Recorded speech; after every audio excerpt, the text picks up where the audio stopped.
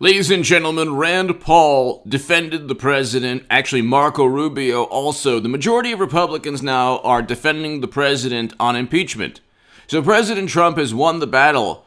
In terms of the Senate impeachment, he's won the battle. Rand Paul was on ABC, and this is a Politico article. Rand Paul spars with ABC host. Rand Paul is able, he's one of the few Republicans, and I'm not going to get too into it. I'm reporting it. I'm just reporting it. So YouTube, I am simply reporting a Politico article.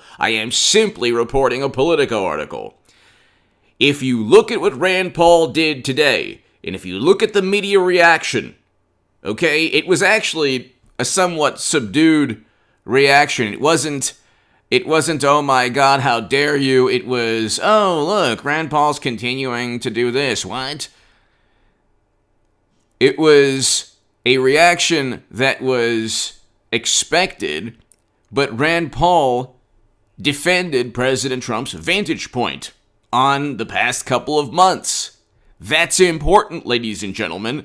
You need somebody like Rand Paul. If President Trump does not run in 2024, I know, and please, this notion, that's one of the reasons I think, along with whatever issues with the algorithm, but hit subscribe to this channel right now. We were on our way to 200,000 and beyond, 300,000, and there's a little blip.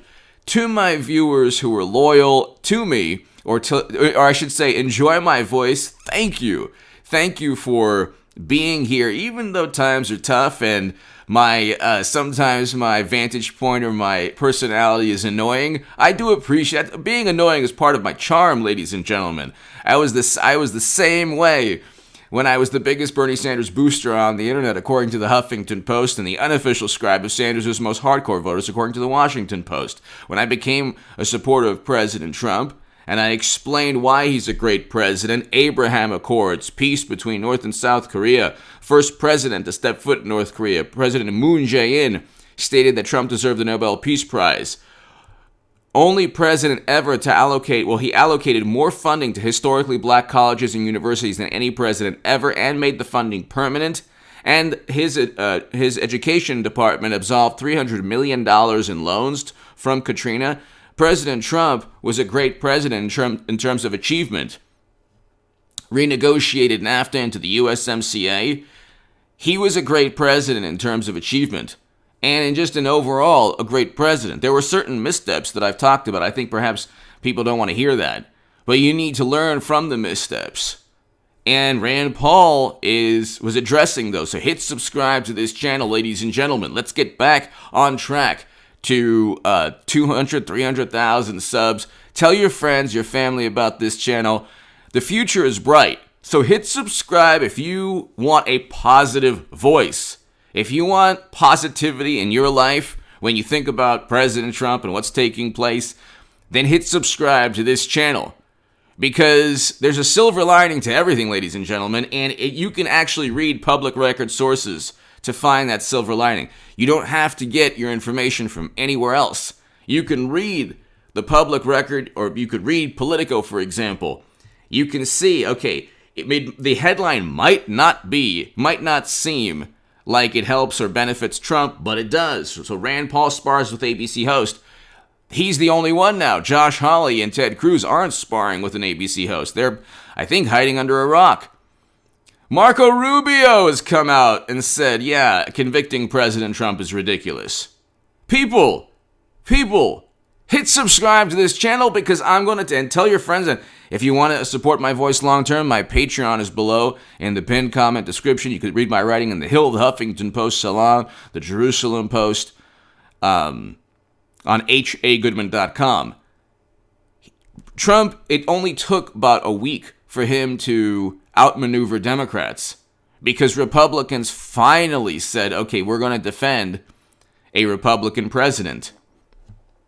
Now, Democrats are hanging on by a thread. It seems like they have total control. There's a power sharing agreement now in the Senate between Schumer and McConnell.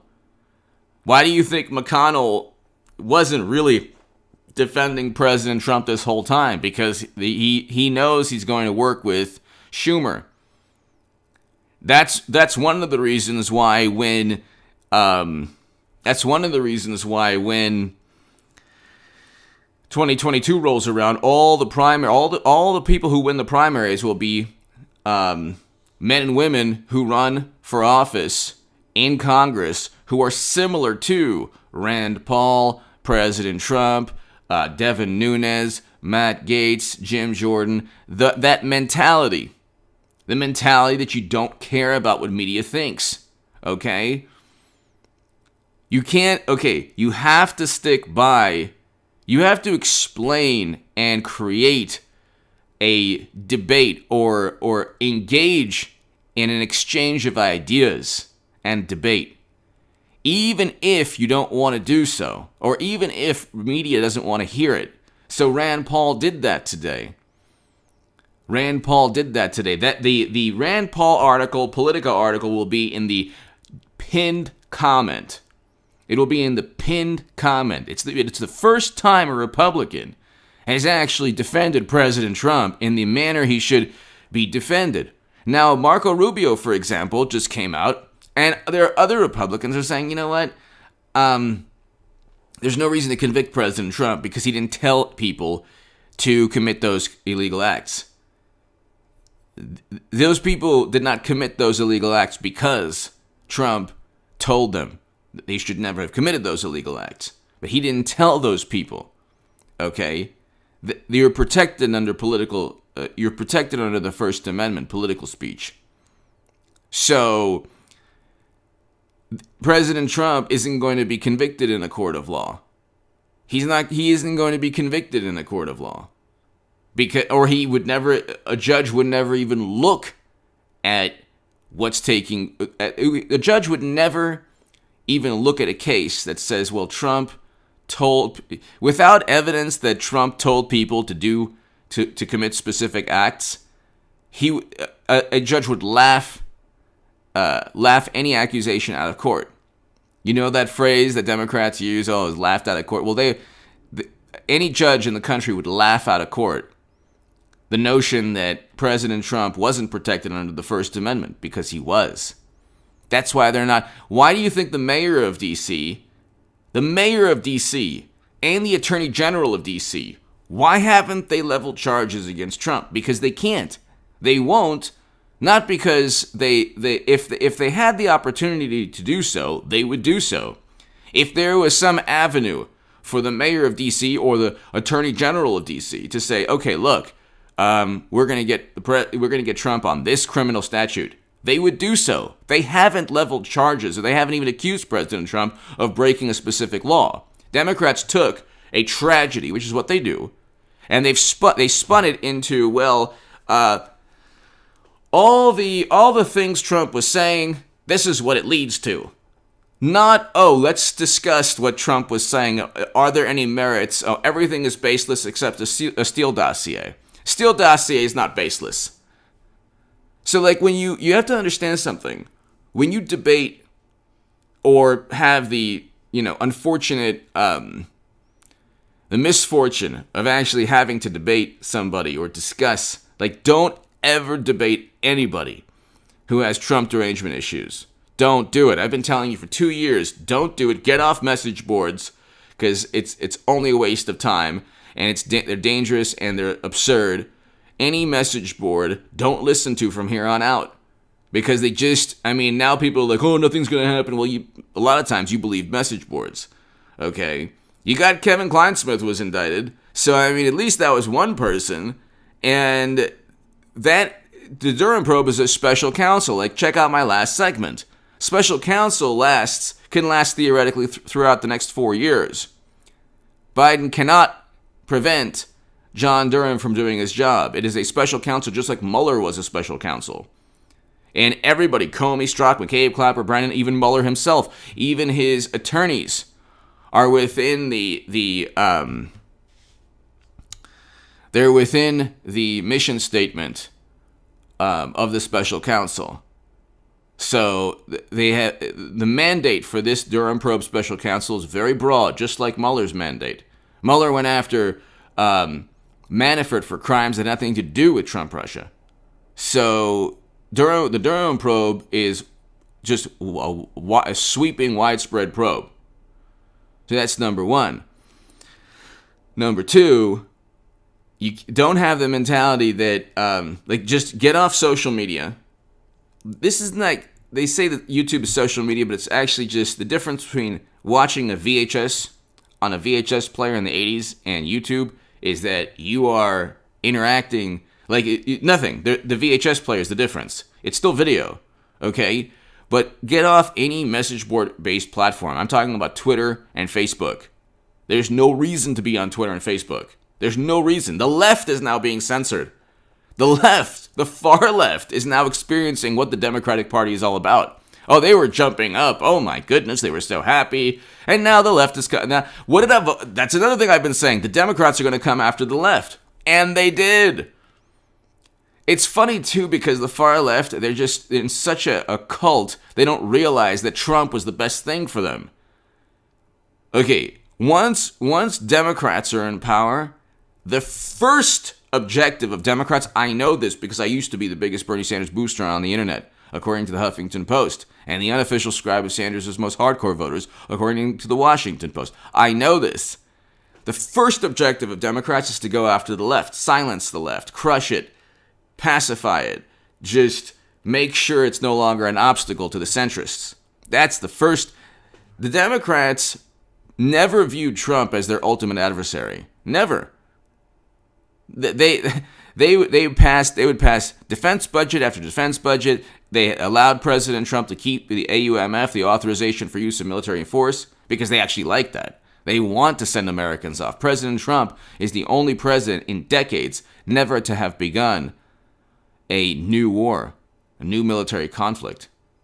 And the rebuttal is, well, he added to what President Obama was doing. Well, any president, especially a Democrat, would continue certain military tactics, which I would love for us not to continue.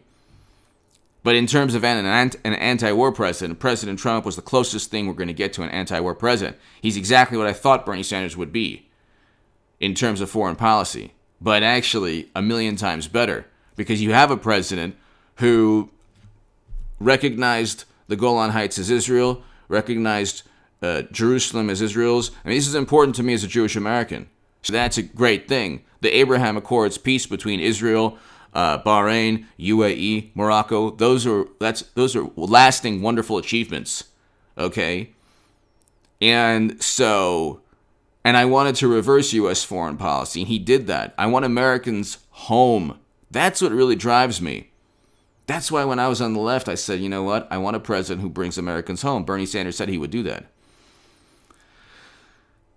A lot of people also don't get, like, they watch the channel, stop bringing up Bernie. It's like, Bernie Sanders, I'm not, believe me, the man is a phony and a fake politically, okay? He might be a good human being and might want to do things to help humanity, but he's a fake politically. The Democrats utilize Bernie to funnel left-leaning votes back into the Democratic Party. So it's much more of a critique than anything else of Bernie Sanders. What I'm saying is Trump is better, much better in terms of foreign policy. The left, the candidate or the president with the most left-leaning foreign policy or most liberal foreign policy is Trump, I should say. Not Trump, not anyone, not Bernie Sanders, certainly not Biden, not President Obama. President Obama was more militant than Trump, much more. Bush was infinitely more. So, and these are facts. But that's why, I mean, get off social media, get off Twitter, Facebook, delete your, I haven't had a Twitter account for 2 years. I haven't had a Twitter account for 2 years. Don't listen to message boards because they're going to lead you astray. And think strategically in terms of voting, peaceful legal activity. We can regain political power and influence very easily. In 2022, we take the House, we take back the Senate. It's game over for Democrats. If Republicans will eventually speak with one voice. It'll eventually be a much more populist political party that stands by President Trump. It's game over for Democrats then. If Rand Paul can push a debate and discussion just by himself, imagine if you had an entire Republican Party. So don't say all is lost, ladies and gentlemen. All is not lost. That is not only a defeatist mentality, it's a mentality fostered by message boards. The Q nonsense really warped the minds of so many people because they got people so excited about things that were not true. If I believe something's going to take place, I'm reading public record knowledge, like public record sources. So if my analysis is right or if my analysis is wrong, at least I could say, hey, I'm reading Politico, I'm reading the New York Times, I'm reading the Washington Post. The facts are there. It's spun a certain way. I go ahead and decipher what really is true, what isn't true from my vantage point or from reality.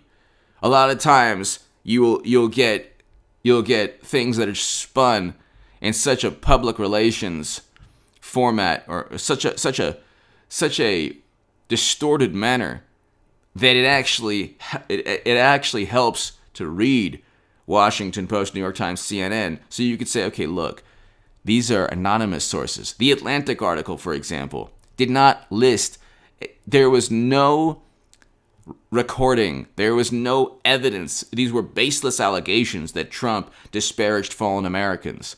They were completely baseless.